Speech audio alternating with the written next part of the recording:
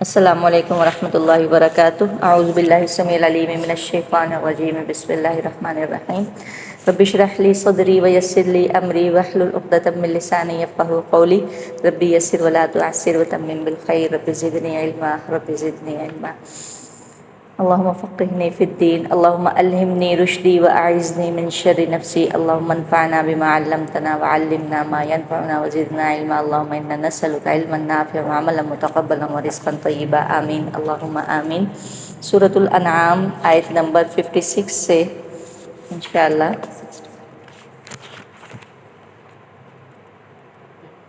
59 تک پڑھیں گے ہم۔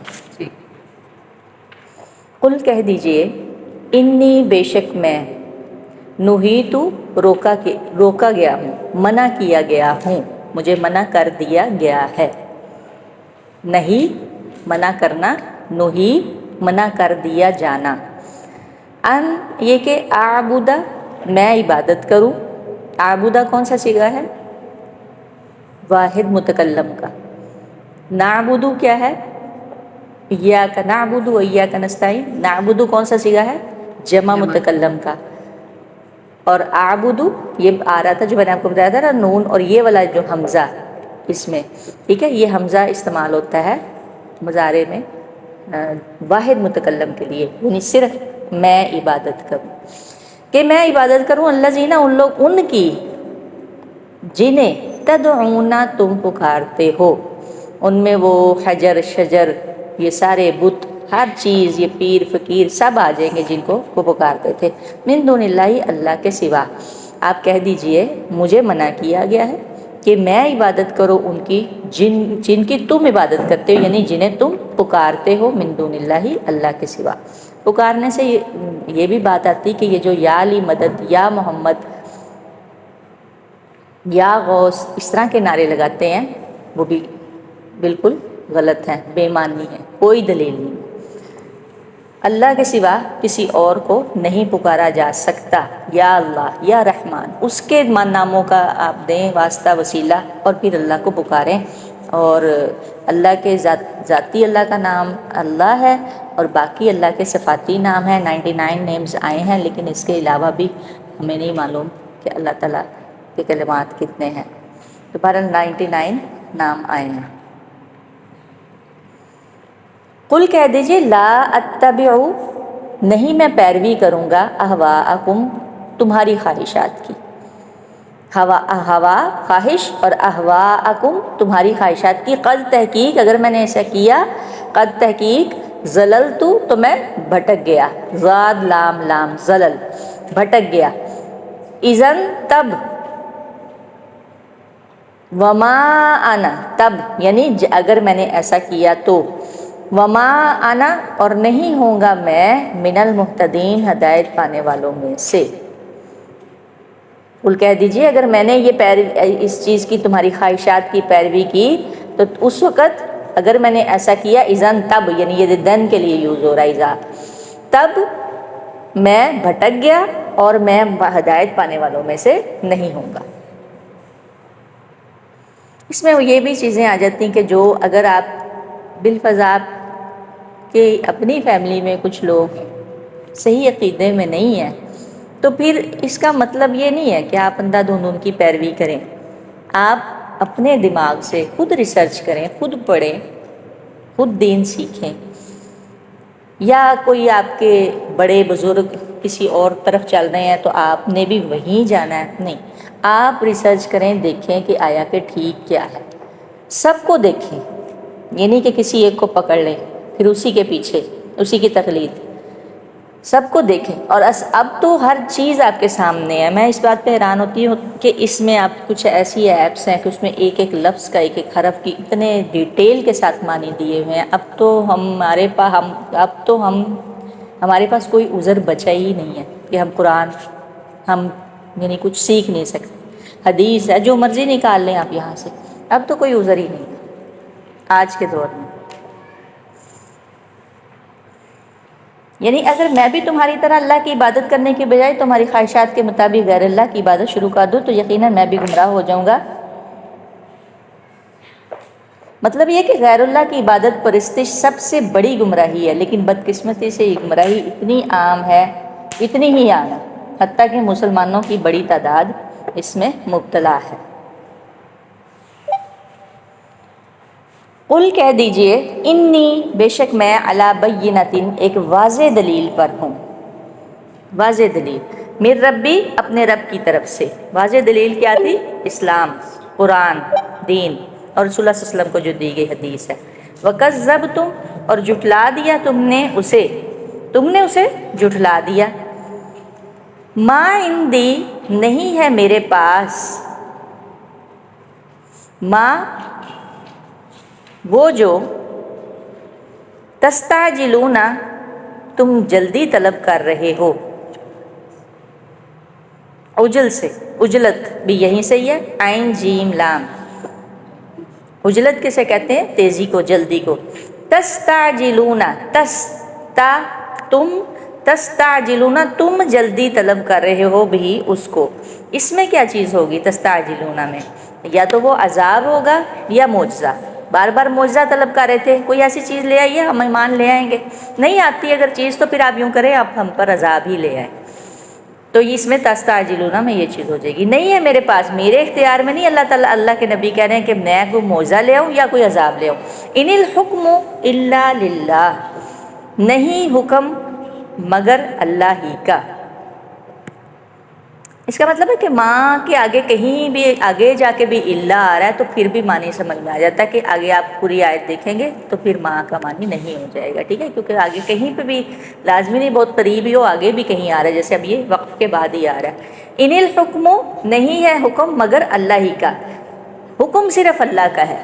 یہ اکثر لکھا ہوتا ہے نا، بحکم صدر، بحکم وزیر اعظم، بحکم پرنسپل، بحکم فلاں، بحکم ڈی سی صاحب فلاں فلاں، یہ ایسے نہیں لکھنا چاہیے، استدعا لکھ دینا چاہیے، عرض لکھ دینا چاہیے، استدعا، عرض۔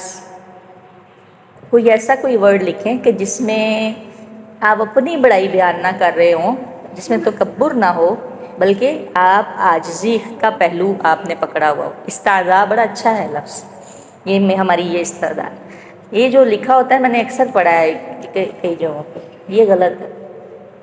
حکم صرف کس کا ہے؟ اکثر کہہ دیتے ہیں ہاں جی حکم کریں، حکم کریں، یہ لفظ ہی مطلب پتہ نہیں، مجھے نہیں صحیح لگتا، واللہ علم آگے، مطلب نہیں اچھا لگتا۔ اگر کوئی کہہ بھی دینا ہاں جی حکم کریں جی، حکم کیا کریں؟ حکم تو اللہ کا ہے، ہم کیا، ہم تو عرض کر سکتے ہیں، کہہ سکتے ہیں، درخواست کر سکتے ہیں۔ ان الحکم الا للہ نہیں ہے حکم مگر اللہ ہی کا۔ یقص وہ بیان کرتا ہے، قصہ، قصہ بھی اسی سے ہی ہے، پیچھے پیچھے چلنا، قصہ، قصص بھی یہیں سے ہی ہے، کسی چیز کے نشانات پہ چلنا۔ یقص وہ بیان کرتا ہے، الحق، الحق حق کو، وہو اور وہ خیر الفاصلین اور وہ بہتر ہے فیصلہ کرنے والوں سے۔ فاصل بمعنی فاعل کے، فاصل کسے کہتے ہیں؟ فیصلہ کرنے والا، یہ فصل والا فاصل وہ نہیں ہے، فصل اور چیز ہے، ٹھیک ہے، یہ فیصلہ کرنے والا، فیصل کا مطلب بھی یہی ہوتا ہے، فیصلہ کرنے والا۔ وہ بیان کرتا ہے حق کو اور وہ بہترین فیصلہ کرنے والا۔ تمام کائنات پر اللہ ہی کا حکم چلتا ہے، تمام معاملات اسی کے ہاتھ میں ہیں، اسی لیے تم جو چاہتے ہو کہ جلدی ہی اللہ کا عذاب تم پر آ جائے تاکہ تمہیں میری صداقت یا کذب کا پتہ چل جائے، تو یہ بھی اللہ ہی کے اختیار میں ہے۔ اگر وہ چاہے تو تمہاری خواہش کے مطابق جلدی عذاب بھیج کر تمہیں متنبہ یا تباہ کر دے، اور چاہے تو اس وقت تک تمہیں مہلت دے دے جب تک کہ اس کی حکمت، جب تک کہ اس کی چاہت ہے، جب تک کہ اس کی حکمت ہے۔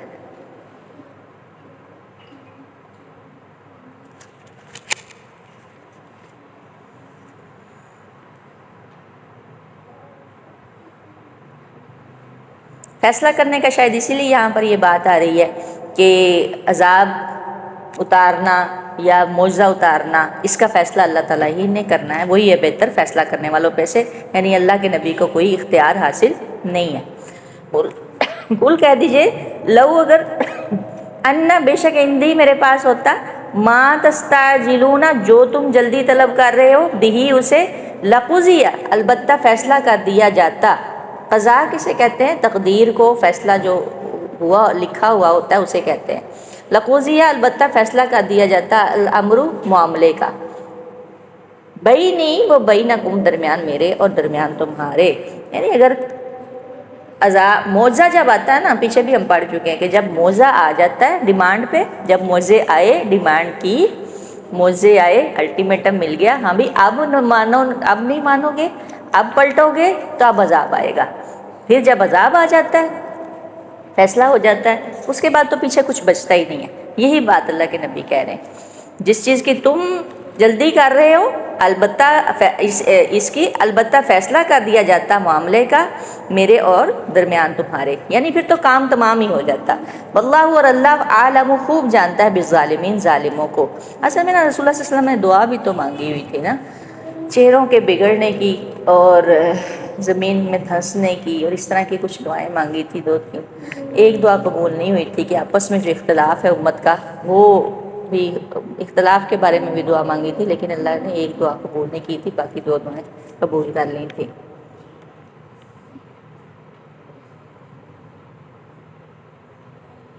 यानी अगर अल्लाह ताला मेरे तलब करने पर फ़ौरन अज़ाब भेज देता तो अल्लाह ताला मेरे इख्तियार में ये चीज़ दे देता, तो फिर तुम्हारी ख्वाहिश के मुताबिक अज़ाब भेजकर जल्द ही फ़ैसला कर दिया जाता। लेकिन ये मामला चूँकि पूरे का पूरा, तमाम का तमाम अल्लाह की मशीयत पर मौकूफ़ है, इसलिए उसने मुझे इसका इख्तियार दिया है और ना ही ये मुमकिन है, ना इख्तियार दिया ना ये मुमकिन है कि मेरी दरख्वास्त पर फ़ौरन अज़ाब नाज़िल फरमा दे। हदीस में आता है कि एक मौका पर अल्लाह के हुक्म से पहाड़ों का फरिश्ता रसूलुल्लाह सल्लल्लाहु अलैहि वसल्लम की खिदमत में आया और इसने कहा कि अगर आप हुक्म दें तो मैं सारी आबादी को दोनों पहाड़ों के दरमियान कुचल दूँ। आपने फरमाया नहीं, बल्कि मुझे उम्मीद है कि अल्लाह ताला इनकी नस्लों से अल्लाह की इबादत करने वाला पैदा फरमाएगा जो उसके साथ किसी को शरीक नहीं ठहराएंगे। सही बुखारी इसको इसमें बयान किया गया, सही बुखारी में इसको। ये कब हुआ था? और आपको पता है कि ताइफ के में देखा इतनी नरमी है, ताइफ अगर आप गए हो कितनी नरमी है और कितनी ठंडक है, कितना खूबसूरत इलाका है, यानी अरब का वो मरी है। तो यानी ये वो रसूलुल्लाह सल्लल्लाहु अलैहि वसल्लम की दुआ है। क्या किया था उन्होंने? अल्लाह के नबी ने दुआ की थी। उन्होंने क्या किया था? अल्लाह के नबी ने दुआ मांगी, और देखें कि आप वो बिल्कुल एक डिफरेंट सा लगता है सारा वहाँ पे, अल्लाह ताला की वो ख़ास रहमत है। वाइंदहू, और उसी के पास है मफातिहुल गैब। मफातिह किसकी जमा है? मिफ्ताह की। फतह, फतह किसे कहते हैं? खोलना, खोलना। तो मिफ्ताह कहते हैं चाबी को, तो मफातिह कहते हैं चाबियों को। मफातिहुल गैब, गैब की कुंजियाँ, ला यालमुहा, नहीं जानता उन्हें, इल्ला हुआ, मगर। अब ये देखिए कि गैब का जानना तो दरकरार, उसकी कुंजी, उसकी चाबी भी किसी के पास नहीं है। आपके गेट की चाबी गुम हो जाए और अंदर आप जा नहीं सकते तो आपका क्या हाल हो? चाबी भी किसी के पास नहीं है। जाए कि गैब का के अंदर की कोई बात ढूंढे, कोई पता ही नहीं किसी को, इल्ला ये कि अल्लाह अपने बंदों को उससे मुतनब्बा कर दे, अल्हाम, या वही के ज़रिए, या अल्हाम के ज़रिए, या किसी ख्वाब को दिखा दे, बस जितना अल्लाह ताला चाहे, इसके अलावा नहीं, इसके अलावा नहीं। मुझे समझ नहीं आती कि इतने पढ़े लिखे लोग भी इस बात को क्यों नहीं मानते, जो कि चीज़ अब कुछ तो है ना मुतशाबिहात में, कुछ चीज़ें जो हैं बिल्कुल वाज़े है, बिल्कुल वाज़े आयात हैं, लेकिन क्यों नहीं लोग मानते? पता नहीं, समझ नहीं आती। दिल करता है कि सबको पता चले, लेकिन लोग मानने को तैयार नहीं है। इल्ला हुआ वयालमु, और वो जानता है। अच्छा, अल गैब आया है, अल गैब में भी ना, गैब भी मतलब कुछ गैब तो होते हैं ना, जैसे कुछ चीज़ का मुझे पता है, आपको नहीं पता, मेरे घर में क्या पका है, क्या पड़ा है, क्या नहीं पड़ा, आपको नहीं मालूम, आपके घर में क्या है, मुझे नहीं मालूम। एक तो ये आम चीज़ें। اور کچھ چیزیں ہوتی ہیں بالکل خاص الخاص، جیسے اللہ رب العالمین کے ذات کے بارے میں جتنا اللہ نے ہمیں اپنے بارے میں بتا دیا، جتنا فرشتوں کے بارے میں بتایا بتا دیا پتہ، جہنم کے بارے میں جتنا کہ رسول اللہ صلی اللہ علیہ وسلم کے تھرو ہمیں معلوم ہو گیا، جنت کے بارے میں جو کچھ بھی، قیامت کا کوئی پتہ نہیں۔ بار بار آپ سنتے نہیں ہیں رسول اللہ بار بار آ کے سوال کرتے تھے، اللہ تعالیٰ نے کبھی بھی ایگزیکٹ نہیں بتایا کہ کب قیامت آئے گی اچانک، بس کچھ آتا ہے حدیث میں کہ جیسے 10 محرم ہے، جمعے کا دن ہے، عصر کا وقت ہوگا، وہ کچھ ٹائم ہے قیامت کا، لیکن آئے گی اچانک، اور اس ٹائم پر لوگوں کو ایسے ہی ہوگا جیسے یعنی معلوم ہی نہیں ہوگا کہ آج قیامت نے آنا ہے۔ اسی طرح یہ خاص غیب، خاص جو ہے، اب تو ہمارے لیے تو رسول اللہ صلی اللہ علیہ وسلم کی ذات بھی، یعنی جو اللہ کے نبی پہ بن دیکھے ہی مان لا رہے ہیں، کچھ تو ہے نا صحابہ کرام تھے دیکھ کے لاتے تھے، ہمیں اللہ کے نبی نے اپنے بھائی یعنی عجم والوں کو کہا ہے، یہاں سے ٹھنڈی ہوا کا جھونکے گئے ہیں کہ ہمیں اپنا بھائی کہا ہے کیونکہ ہم بن دیکھے ہی مان لا رہے ہیں ان پہ۔ یہ اللہ ہوا مگر وہی، وَيَعْلَمُ، اور وہ جانتا ہے، ما فی البری، جو کچھ خشکی میں ہے، والبحری، اور جو کچھ سمندر میں ہے، جو کچھ بھی ہم اس دن دابا کے بارے میں پڑھ چکے تھے کہ کیا کچھ ہے خشکی میں، کیا کیا کچھ ہے، ہر چرند پرند، جتنے بھی جانور ہیں، جتنے انسان ہیں، سب، والبحر، اور آپ کو پتہ ہے کہ 1/3 جو ہے یعنی زیادہ آپ کو پتہ ہے کہ پانی ہی ہے، تو سمندر میں جو کچھ ہے، اور ہم یہ جب فلوٹیلاز، یہ جیسے پیر مظہر شاہ صاحب کا فلوٹیلا بھی ڈوب گیا، ڈاکٹر اسامہ، بلکہ ڈاکٹر اسامہ بتا رہے تھے 2-3 دن سے ان کی خبر نہیں آ رہی تھی، وہ بتا رہے تھے کہ وہ یونان میں ہیں اور وہ آنا نہیں چاہ رہے، وہ اسی انتظار میں ہے کہ کوئی فلوٹیلا جائے، کوئی کشتی جائے تو میں ان کے ساتھ مل جاؤں۔ وہ مظہر شاہ صاحب واپس نہیں آ رہے پاکستان، اسامہ بھائی تو آ گئے نا واپس۔ تو میں یہ کہہ رہی تھی کہ دیکھو سمندر کے اندر کیسے کیسے خزانے اور کیا کیا کچھ ہے، اتنے جہاز ڈوبتے ہیں، کیا دنیا آباد ہوگی نیچے سمندر کے اندر، اور زیادہ سمندر ہے، زیادہ پانی ہے، پتہ ہے نا آپ لوگوں کو، خشکی تھوڑی ہے، 7 بر اعظم ہے، لیکن باقی سارا پانی ہے، جب آپ جہاز کے اوپر سے دیکھیں تو نیچے پانی ہی نظر آ رہا ہوتا ہے۔ جو کچھ بھی ہے سمندر میں، جو جتنی مچھلیاں، جو جتنے جہاز ڈوبے، یہ جو اب پرسوں چوتھ فلوٹیلا ڈوبا ہے تو وہ بھی، یہ سب سے بڑی مثال ایک جو آتی ہے وہ جو ہم ٹائٹینک دیکھتے تھے اس کا بھی، اس کے علاوہ نہ جانے کیا کیا کچھ سمندر کے اندر زندہ چیزوں میں بھی، اور جو پڑی ہوئی ہیں وہاں پہ جو خزانے ہیں۔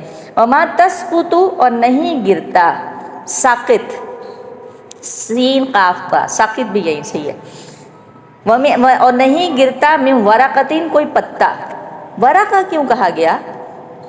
اب یعنی ہم کاغذ کو ورق کیوں کہتے ہیں؟ کیونکہ پہلے اس کو یوز کیا جاتا تھا رائٹنگ کے لیے، لکھنے کے لیے، پتے کو یوز کیا جاتا تھا، پتوں پہ لکھا جاتا تھا، درختوں پہ لکھا جاتا تھا، لکڑیوں پہ، چھال پہ، چمڑے پہ، تو پتوں پہ بھی پہلے رائٹ کیا جاتا تھا، تو وہیں سے ہی ورق، اب ہم نے اس کو کہہ دیے کہ ورق، ورقن یعنی کاغذ کا جو پیج ہے، من ورقتن، کوئی پتا، الا، مگر، نہیں گرتا کوئی پتا، الا، مگر، یعلمھا، وہ جانتا ہے اس کو۔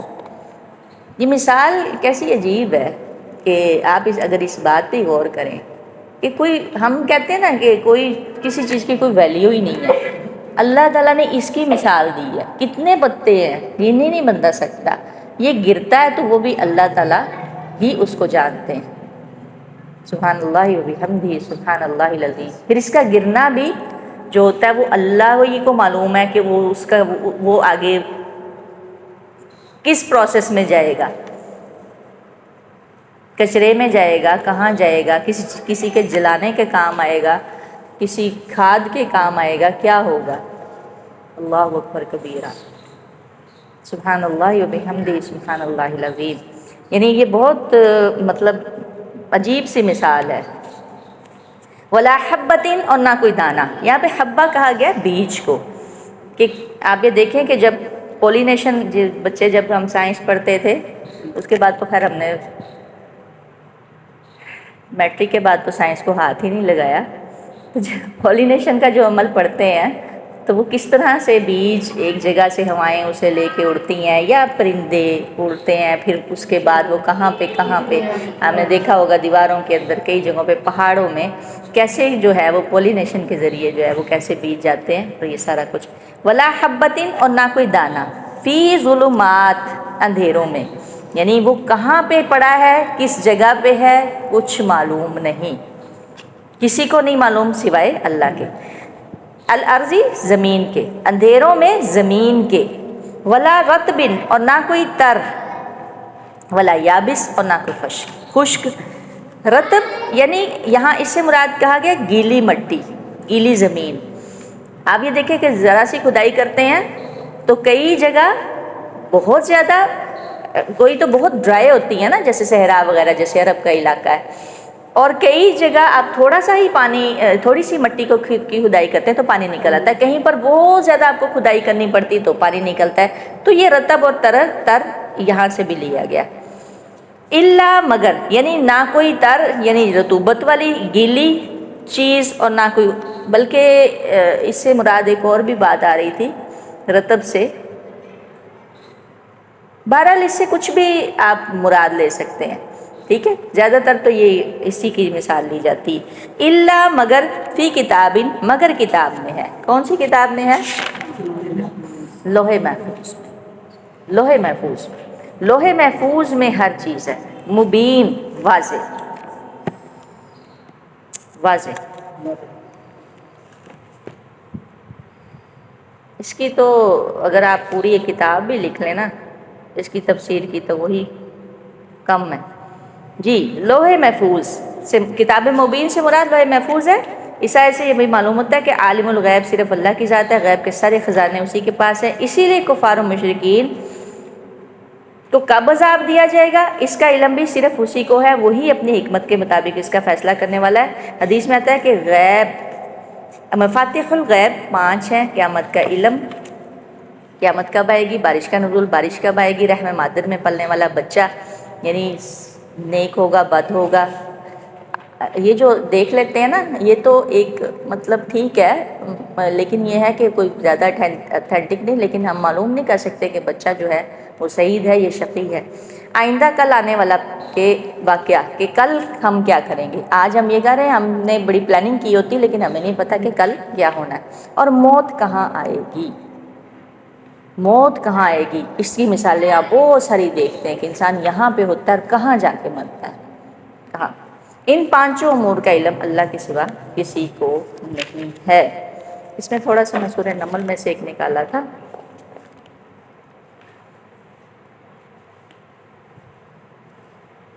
قل کہہ دیجئے لا یعلم من فی السماوات والارض، آسمان والوں میں سے، زمین والوں میں سے، لا یعلم من فی السماوات والارض الغیب الا اللہ، کہہ دیجئے آسمانوں والوں میں سے اور زمین والوں میں سے سوائے اللہ کے غیب کوئی نہیں جانتا، وما یشعرون ایان یبعثون، اور انہیں تو یہ بھی معلوم نہیں کہ کب اٹھا کھڑے کیے جائیں گے، بل ادارک علمہم فی الآخرہ، بلکہ آخرت کے بارے میں ان کے علم ختم ہو چکے ہیں، بالکل، یعنی کسی کو کچھ معلوم نہیں، اور یہ کب اٹھائے جائیں گے قیامت کا بھی انہیں کوئی معلوم نہیں۔ اسی طرح ایک سورہ لقمان میں بھی ایک آیت آتی ہے، یہ بڑی مشہور آیت ہے، بلکہ لاسٹ میں ہی ہے، ان اللہ عندہ علم الساعہ، یہ وہی ہے، اسی کی تفسیر ہے کہ سمجھ رکھو کہ بے شک اللہ ہی کے پاس قیامت کا علم ہے، وہی جو بھی میں نے آیت پڑھی تھی، وَيُنَزِّلُ الْغَيْثَ، وہی بارش نازل فرماتا ہے، وَيَعْلَمُ مَا فِي الْأَرْحَامِ، اور جو کچھ ماں کے پیٹ میں ہے، وَمَا تَدْرِي نَفْسٌ مَاذَا تَكْسِبُ غَدًا، کوئی بھی نہیں جانتا کہ کل کیا کرے گا، وَمَا تَدْرِي نَفْسٌ بِأَيِّ أَرْضٍ تَمُوتُ، اور نہیں کسی کو معلوم کہ کس زمین پر مرے گا، ان اللہ علیم خبیر، یاد رکھو اللہ ہی پورے علم اور صحیح خبروں والا ہے۔ یہ 5 چیزوں کا تو معلوم بالکل کہتے ہیں، لیکن یہ ہے کہ اس کے علاوہ جتنا بھی غیب ہے اللہ ہی کے پاس ہے، کسی کو کوئی معلوم نہیں کیا ہونا کیا نہیں ہونا۔ بارش کے بارے میں بھی آپ دیکھیں کہ کبھی کبھی ہم لوگ دیکھ تو لیتے ہیں لیکن اکثر نہیں بھی ہوتی، مکمل یعنی کمپلیٹ علم کسی کے پاس نہیں ہے۔ بس اتنا ہی کریں گے آپ یہاں. سبحانک اللہم و بحمدک و نشہد ان لا الہ الا انت نستغفرک و اتوب الیک.